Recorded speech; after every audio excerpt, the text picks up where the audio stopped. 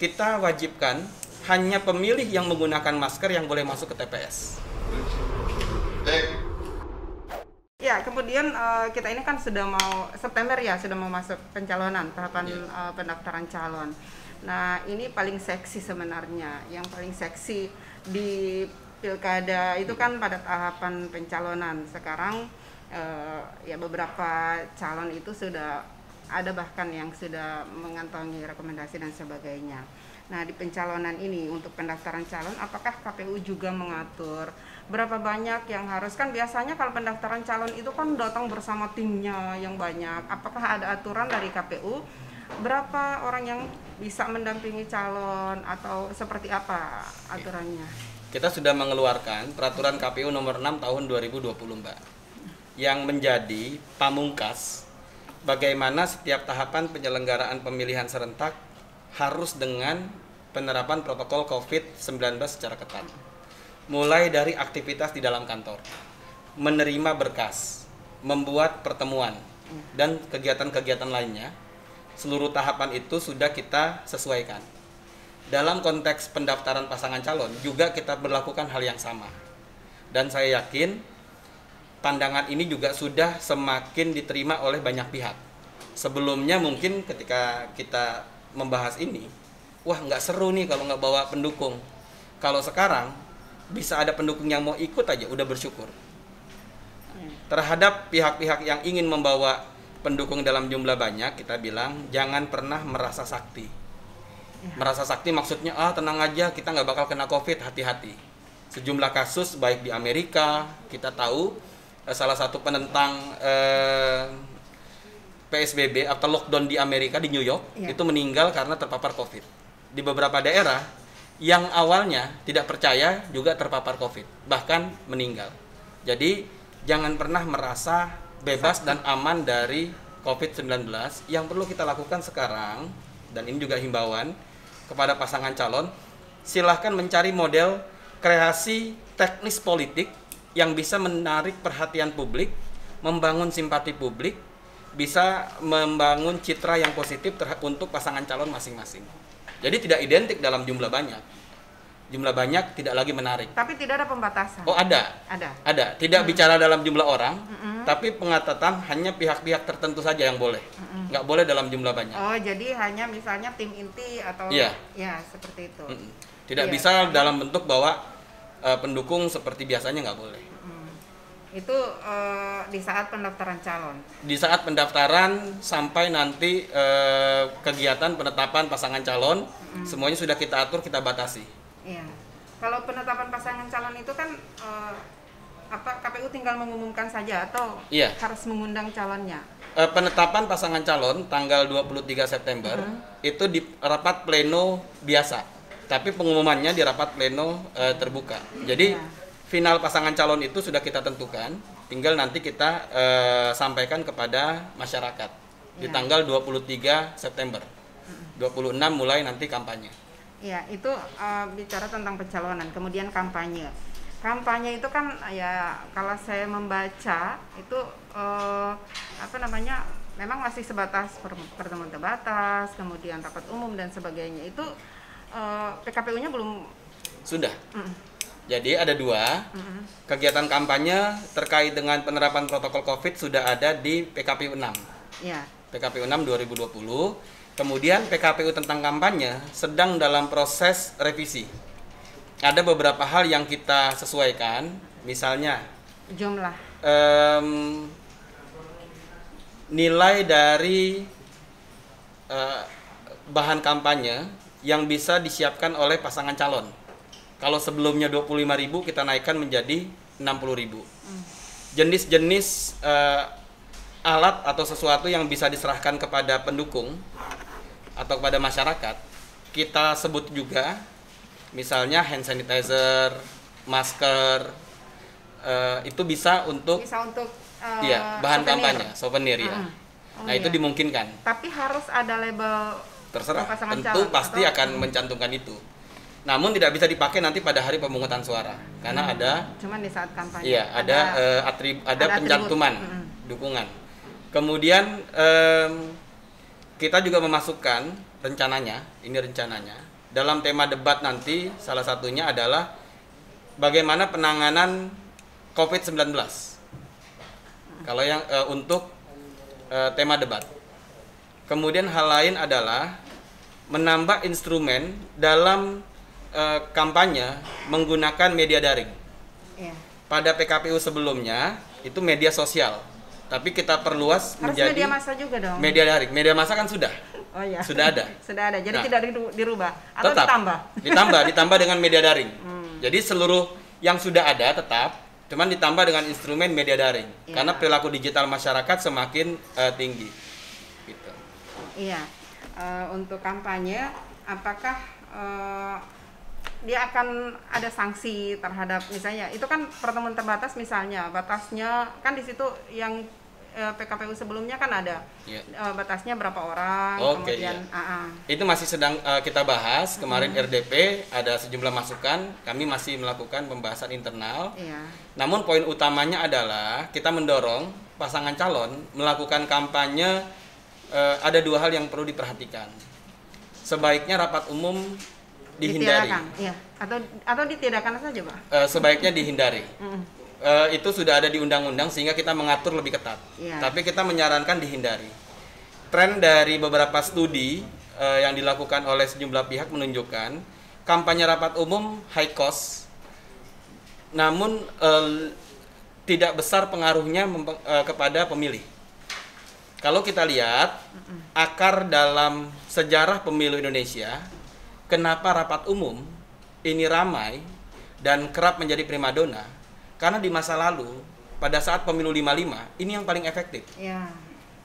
Pada tahun 55 seperti itu. Namun seiring dengan perkembangan waktu, muncullah yang namanya media radio dimiliki banyak orang, media televisi, koran. Dimulai dari belusukan dulu. Ya, sekarang semakin bergeser. Kalau di masa lalu, tahun 55 misalnya, yang punya radio itu bisa kita hitung dengan jari. Sehingga berkumpul di satu tempat, ada kampanye di situ. Itulah sarana untuk mengetahui informasi dari peserta pemilu. Tidak ada sarana lain. Ada brosur terbatas. Tapi sekarang, semuanya bisa kita sebut Pilkada 2020 ini pilkada dalam genggaman. Karena kalau kita punya smartphone, semua informasi bisa ada di situ. Iya. Saya sampaikan misalnya di masa lalu, masyarakat atau pemilih bisa bilang, saya nggak tahu ini tentang visi misi dan profil pasangan calon. Iya. Di masa sekarang, semuanya itu sudah ada di internet. Tinggal kemampuan kita mencari atau memasukkan kata kunci apa dalam mesin pencari. Iya. Dan dengan demikian sesungguhnya di masa sekarang, untuk kegiatan kampanye, sejatinya pemilih punya akses yang lebih untuk mengetahui figur-figur pasangan calon. Iya. Gitu. Iya, kalau saya lihat juga ini, kalau misalnya dihilangkan untuk rapat umum, pasti calon-calonnya senang juga. Kalau misalnya dihilangkan, itu salah satu opsi ya, Iya. sedang kita bahas. Kita masih nimbang-nimbang beberapa hal. Iya. Tapi kita tetap mendorong kampanye dialogis yang diutamakan dan penggunaan media daring. Sebagai contoh, Mbak. Rapat umum biasanya 1.000 orang. Oke? Datang dengan dukungan tertentu. Iya. Biasanya disiapkan mobil, truk, segala macam. Tapi kalau kita mampu, jadi pendekatan media daring ini sangat luas. Ini akan menghasilkan kejutan-kejutan politik di tingkat demokrasi elektoral kita. Akan ada hal baru prediksi saya. Yang dimaksud dengan hal baru adalah untuk saat sekarang semua orang kemudian berkompetisi menghadirkan konten yang menarik. Misalnya di masa lalu yang menarik itu dari rapat umum siapa artis yang dibawa. Iya. Nah, di masa sekarang kita bisa live streaming. Tinggal live streaming yang seperti apa yang bisa menarik perhatian. Live Dan streaming itu bisa diukur seberapa banyak. Oh yang bisa, menonton. kalau Iya. internet kan bisa. Iya. Kita bisa pakai menggunakan banyak statistiknya kan. Kita bisa menggunakan banyak hal untuk mengukur. Mulai dari viewers, kemudian like atau macam-macam ya kita Iya. bisa ukur itu. Dan itu sebenarnya jauh lebih murah. Lebih efektif. Iya, tapi orang masyarakat ini karena hal baru belum meyakininya. Tapi sudah harus dimulai. Iya. logika saya begini, orang akan mau mengorbankan datanya, paket datanya untuk menonton hanya untuk orang yang memang dia suka. Berarti ketika kita lihat berapa viewernya, itu dia sudah bisa mengukur, oh ini pasti orang yang mau simpatisan atau yang memang mau mendengarkan visi misi. Kenapa kita yakin dengan media digital akan semakin efektif? Data Hotsuite We Are Social Januari 2020 menunjukkan 64% dari penduduk Indonesia itu sudah terakses internet, setara dengan 175,4 juta. Kemudian usia 16 sampai 64 tahun satu hari menghabiskan waktu mengakses internet 7 jam 59 menit. Yang maknanya sepertiga dari hidupnya itu berinteraksi dengan internet.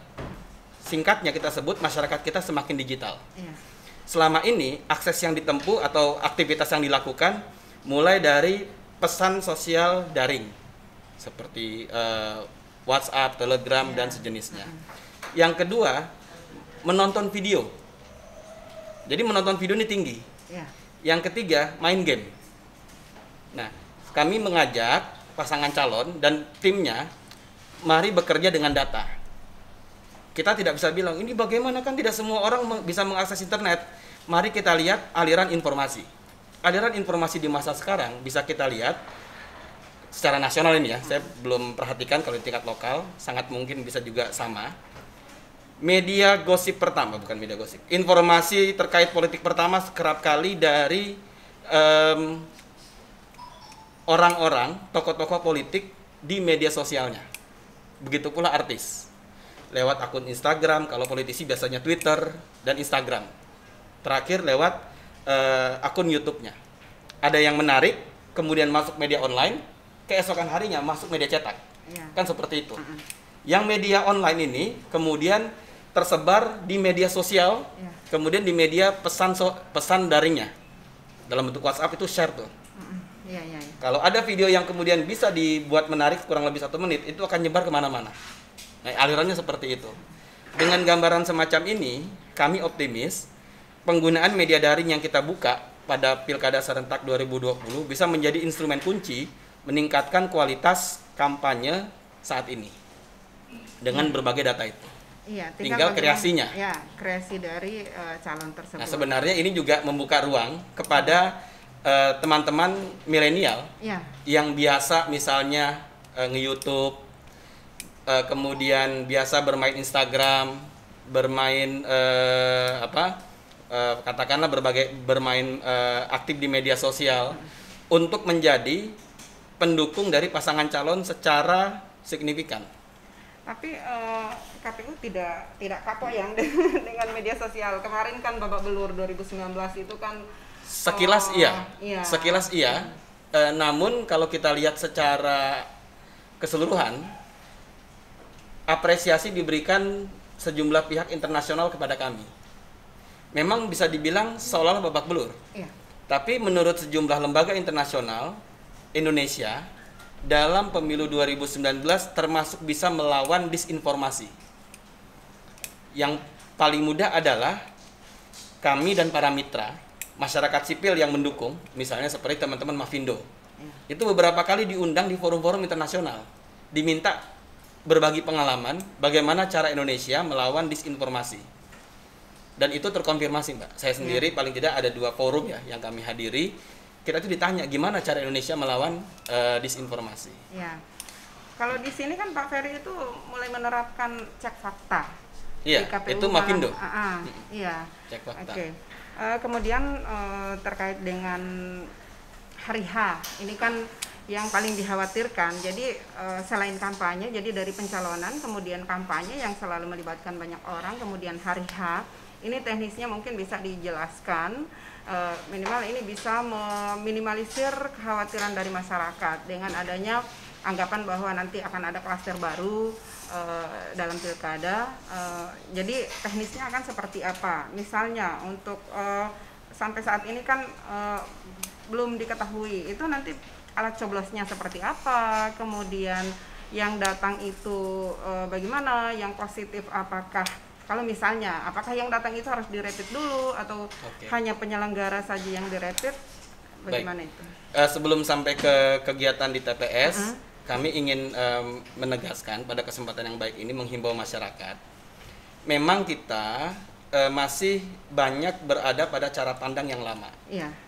Cara pandang yang lama adalah ketika katakanlah platform media sosial belum menjadi mainstream dalam akses informasi publik. Di 5 tahun lalu, katakanlah pilkada di Provinsi Gorontalo tahun 2015. Pada saat itu tingkat digitalisasi masyarakat Indonesia masih rendah. Tapi sekarang sudah bergeser. Saya ingin mengajak, mari kita semua melihat realitas masyarakat Indonesia yang semakin digital ini juga dibarengi dengan pendekatan-pendekatan dalam berpolitik yang terkini. Kira-kira seperti itu. Contohnya, bagi masyarakat sekarang sesungguhnya tidak terlalu relevan berbicara atau bertanya, saya ini nggak tahu visi misi program dan profil pasangan calon. Itu buat saya sesuatu, buat saya pribadi, kami tetap menyiapkan KPU dan menyampaikan itu, tapi sesungguhnya masyarakat itu dengan cara mudah bisa dapat. Dengan ambil handphone, asal ada kuota, langsung cek. Katakanlah nama si A, itu langsung keluar. Dia bisa menilai. Saya pribadi menerapkan ini di tahun 2014. Kan saya juga punya hak pilih. Saya mencari itu. Pilpres, track record, pasangan calon A, pasangan calon B, selain dari apa yang sudah ada di KPU, kami juga cari di mesin pencari. Dan kita bisa menimbang. Nah, kami ingin mengajak masyarakat, mari kita gunakan cara-cara semacam itu. Dunia semakin digital, kita semakin digital. Kami kan punya datanya, jadi kita sudah tahu. Nah, jadi kepada para pasangan calon, pandai-pandailah memproduktifkan internet, media sosial, untuk meraih simpati dan kepercayaan publik. Jadi kepada masyarakat kami menghimbau mengenali pasangan calon lewat internet. Kepada pasangan calon kita menghimbau pandai-pandailah memproduktifkan internet untuk menyampaikan hal-hal baik, visi, misi, program, dan berbagai aktivitas yang bisa menarik simpati publik. Sekarang kalau kampanye sudah efektif, pertanyaannya bagaimana kegiatan di TPS? Sebentar, sebelum ke TPS. Jadi ini kampanye, jadi terkait dengan internet tadi ya.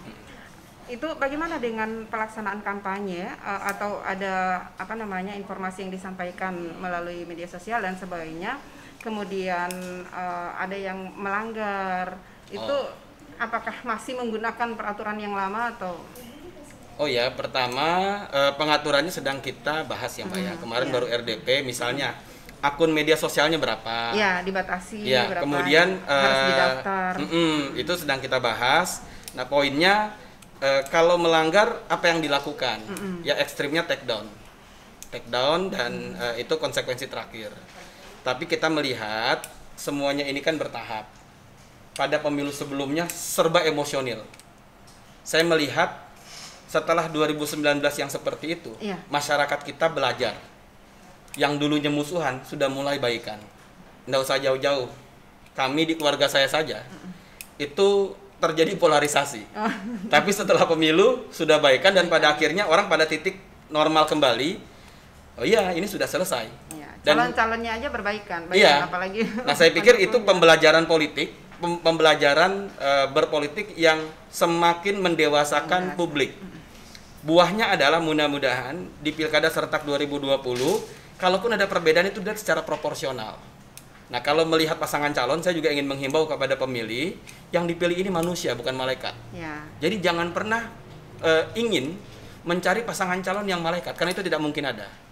Maknanya adalah tidak ada pasangan calon yang sempurna. Misalnya, kan kerap kali kita bilang, ini pasangan calonnya kok nggak bagus-bagus sih. Siapapun juga pasti punya sisi kekurangan. Ada kekurangan dan pasti ada hal-hal yang menjadi kelemahannya. Maka yang kami selalu sampaikan, mari kita melihat secara proporsional.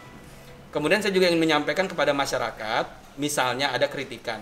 Ini partai politik kok mencalonkan si A, si B, si C yang menurutnya mungkin ada pandangan kayaknya kurang pas. Itu domain partai politik. Sisi lebihnya sekarang adalah ada pergeseran perilaku partai politik yang semakin baik menurut kami, yang semakin dekat dan mendengarkan suara masyarakat.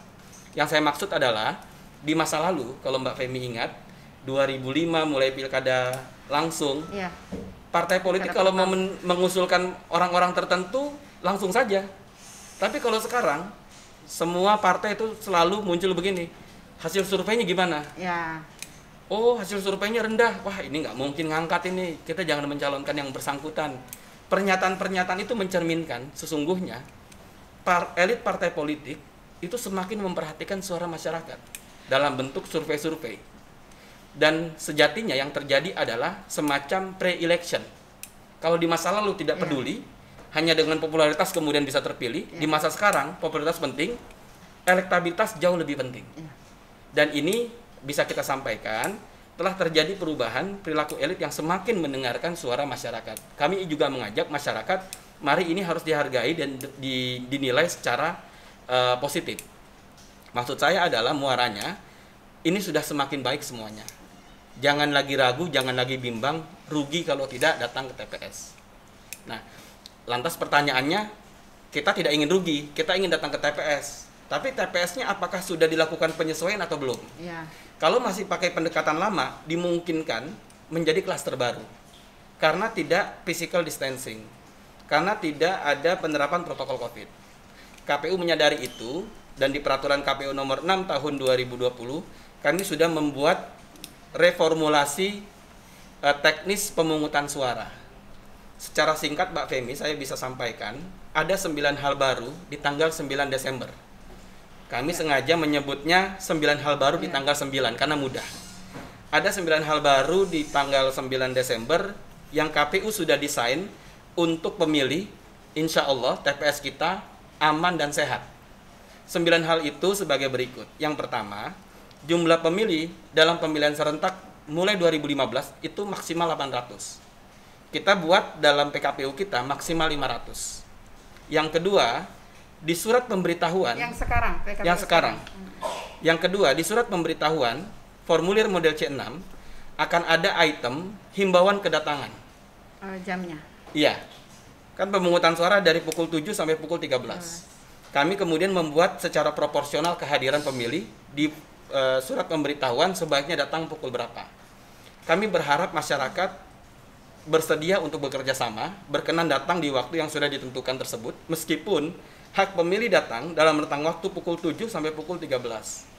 Dengan dua hal ini, tingkat potensi kerumunan massa berkurang 37,5%. Secara bersamaan, sudahlah berkurang 37,5%, kemudian mudah-mudahan bisa terdistribusi secara proporsional. Dengan dua hal ini sesungguhnya, physical distancing sudah terdesain sejak awal. Jadi waktu itu sudah ditentukan. Misalnya sudah ditentukan. Pemilih A waktunya tanggal jam himbauan. sekian, himbauan. Iya. Himbauan. Nah, dengan dua hal ini physical distancing terjadi. Berikutnya, kita wajibkan hanya pemilih yang menggunakan masker yang boleh masuk ke TPS. Kalau masih ada yang datang tidak pakai masker, kita akan berikan masker. Ya. Jadi kita sudah punya stok juga. Ini yang ketiga. Yang keempat, areal TPS sebelum digunakan diberi disinfektan. Katakanlah ruangan ini, areal TPS, sebelum pukul 7 diberikan disinfektan untuk memastikan tidak ada COVID-19 di areal tersebut. Secara bersamaan kita siapkan sarana cuci tangan atau hand sanitizer. Dan wajib untuk cuci tangan. Wajib. Kalau tidak cuci tangan, pakai hand sanitizer. Ini yang keempat. Yang kelima, setiap pemilih yang datang ke TPS akan diberikan sarung tangan sekali pakai. Yang keenam, hanya pemilih dengan suhu tubuh maksimal 37,3 derajat yang boleh masuk ke TPS. Pertanyaannya, bagaimana kalau lebih? Kalau lebih kita siapkan cara tersendiri. Yang intinya, penyaluran hak pilih tetap bisa terjadi. Tapi tidak di TPS itu? Tetap di TPS itu. Tetap di TPS itu. Jadi dilakukan pengukuran suhu tubuh. Kemudian yang ketujuh, kita berikan kepada pemilih di TPS nanti hanya bisa datang, sebelumnya yang ketujuh, petugas KPPS kita pastikan bebas dari COVID dengan cara sebagai berikut. Dilakukan semacam rapid test atau sejenisnya dengan hasil yang menyatakan yang bersangkutan tidak dalam kondisi terpapar COVID. Kalau rapid test dia non-reaktif, kalau swab test dia negatif. Seperti itu yang ketujuh. Yang kedelapan, paku yang dipakai, jadi tetap menggunakan paku sebagai alat coblos. Iya. Dalam rentang waktu tertentu kan digunakan. Nanti pakai sarung tangan, Iya. plastik. Pakunya tetap dilakukan sterilisasi secara berkala. Jadi setiap Tidak setiap digunakan, pemilih, tidak setiap. nanti diatur sesuai dengan kondisi. Kan masing-masing menggunakan sarung tangan. Iya, meskipun pakai sarung tangan sekitar setengah jam atau 1 jam sekali, pakunya itu akan diberikan cairan tertentu, dilakukan sterilisasi. Itu yang ke-8. Yang 9, setelah menggunakan hak pilih, sarung tangan dilepas, ditaruh ke tempat sampah, jari pemilih dikenai tinta tidak dengan cara dicelup, tapi ditetes. Iya. Nah, dengan 9 hal ini di TPS kami sudah berkalkulasi secara teknis penyelenggaraan kegiatan kita nanti insya Allah akan aman dan sehat bagi masyarakat. Jadi masyarakat tidak perlu khawatir, tidak perlu bimbang. 2 tahapan kemarin yang sudah kita laksanakan, alhamdulillah tidak ada satupun petugas yang terpapar COVID. Mudah-mudahan kalau kita sama-sama disiplin dengan 9 hal baru di 9 Desember nanti, Tidak ada klaster baru. tidak ada klaster baru, yang ada adalah puncak perlawanan. Nah, saya menyebutnya puncak perlawanan COVID-19 karena kalau semuanya datang seperti itu, sesungguhnya kita mempraktekkan di 1 hari itu, bangsa Indonesia paling tidak dari pagi sampai siang bersama-sama mempertontonkan penerapan protokol COVID-19. Dan itu bisa diikuti di manapun. Sangat Jadi, mungkin, iya. sangat mungkin. Nah, soal tinta ini, saya pernah dengar dari Pak Arief bahwa KPU sudah berkoordinasi dengan pihak pabrik bahwa COVID itu, virus itu tidak akan hidup, tidak akan di tinta. Apakah kenapa tidak harus dicelup?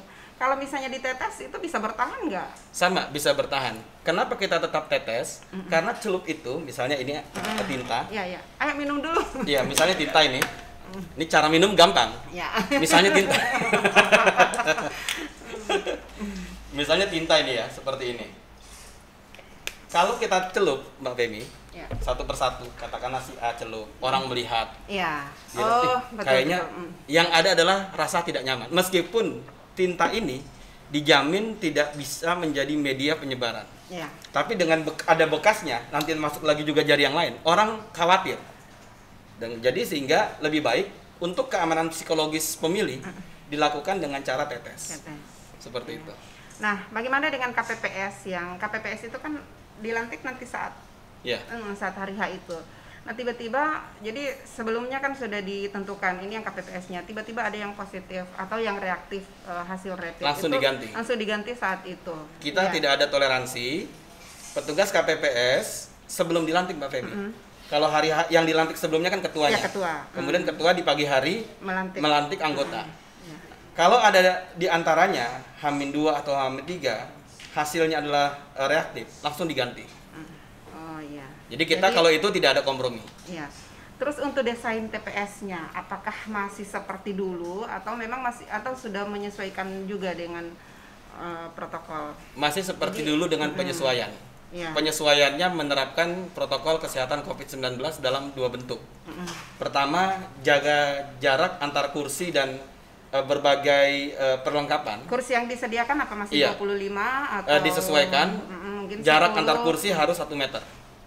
Kemudian di salah satu sudut dari areal TPS akan ada 1 bilik dan 1 kotak suara untuk pemilih yang suhu tubuhnya di atas 37,3 derajat.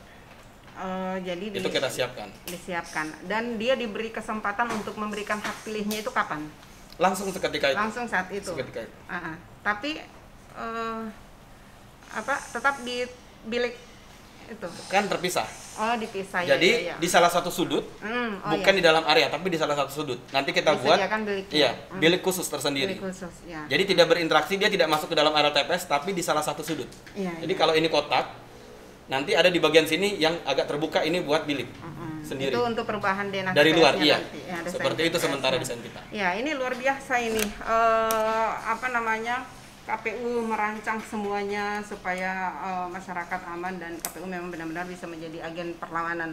Tapi sebelum kita tutup, saya mengucapkan selamat dulu buat Ibu Evi yang kembali bertugas. Oh iya, itu keputusan dari Presiden. Ya. KPU secara prinsip menghormati seluruh keputusan dan putusan berbagai lembaga, baik DKPP, pemerintah maupun Ketun. dan Bawaslu. Semuanya kita hormati. Jadi KPU lengkap lagi ini. Ya kita tidak mau membahas sampai apa permasalahannya dan sebagainya. Tapi ini setidaknya membuat KPU lebih percaya diri lagi, atau membuat KPU minimal ini kebenaran. KPU poinnya menjalankan putusan.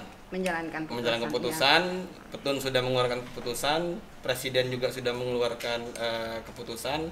KPU pada posisi menghormati semuanya dan menjalani apa yang ada. Iya. Oke. Masih ada yang mau disampaikan?